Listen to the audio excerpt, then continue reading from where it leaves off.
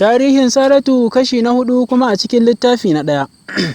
Masu sauraron mu assalamu alaikum wa rahmatullah.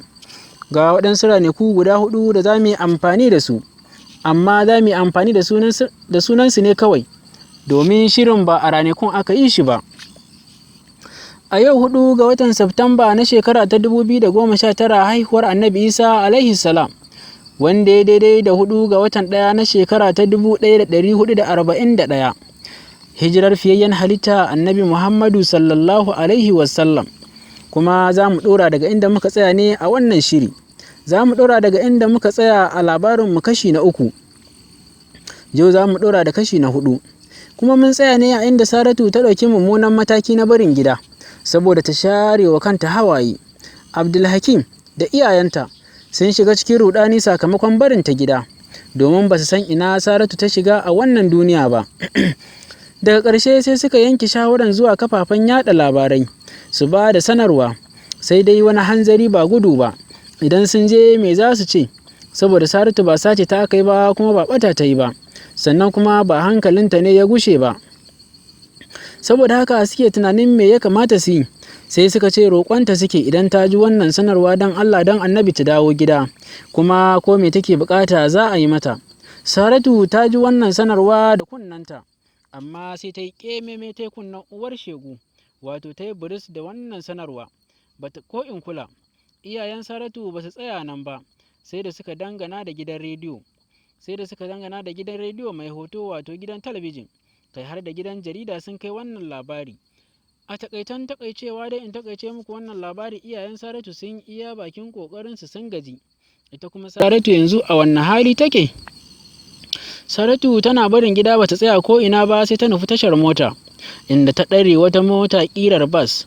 Saratu bata san ina za ta je ba, amma da ta ga an zo wani gari mai birge ta. An zo wani gari da ya birge ta, sai ta ce a sauke ta a nan. Direba ta ka birki, Saratu ta fito ta shiga cikin gari. Shigar ta ke da wuya, sai ta ci karo da wata kyakkyawar yarinya kamar ta. Ta sha wanka, ta sha kwalliya adam Fulani. Wannan yarinya dai ta fito daga cikin wani gida ne. Sai Saratu ta ce don Allah taimako za ki yi min. Saratu ta tsaye da ita. Sai wannan yarinya ta ce lafiya kika tsaye da ni a daidai wannan lokaci kuma a nan? Sai Saratu ta ce taimako nake bukata a wurinki. Sai wannan yarinya ta ce wanne irin taimako?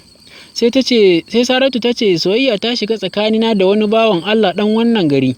Kullum muna wasa da shi ta waya, muna maganganu da shi ta waya, har ta kai ga yana turo min kuɗi a kowane lokaci. Yanzu ma ya turo min kuɗin, gashi na zo hannun garin, amma Allah bai haɗa mu da shi ba, kuma dukkanin kuɗaɗen da ya bani ya ƙare. Gashi ban san kowa ba, ga garinmu da nisa. A taƙaice dai ina buƙatar wurin kwana da abubuwa. Da dai wannan yarinya ta ga cewa al'amarin na Saratu babba ne, sai ta ce to ki yi haƙuri, yanzu dai ga Alhaji can yana jira na, za mu tafi gari ganin gari, ki yi haƙuri. Zan je na sanar da shi cewa na yi baƙuwa, ya min uzuri na zo na kai ki masauki, sai na dawo na koma gurinsa sai mu tafi. Shikenan hakan kuwa aka yi. Sai Saratu ta ce to ba matsala. Wannan baiwar Allah tana zuwa sai ta samu wancan Alhaji da yake jiranta. Sai ta je sai ta ce masa na yi baƙuwa, saboda haka ka yi min uzuri, zan je na kai ta masauki sai na dawo sai mu tafi.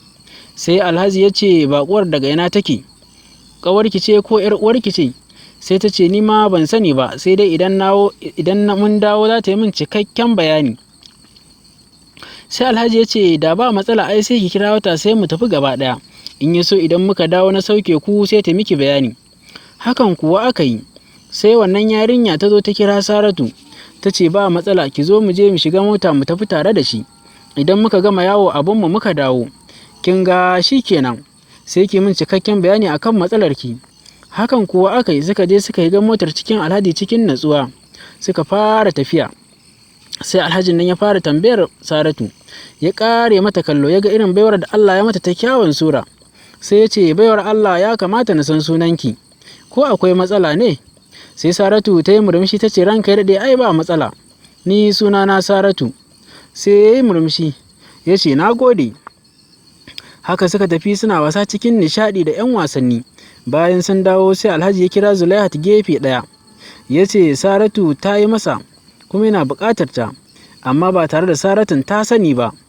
saboda haka suka tattauna da Zulaihat akan wannan magana. Kashi mai sauraro, anan za mu ɗaga kaya a cikin wannan shiri, sai lokaci na gaba.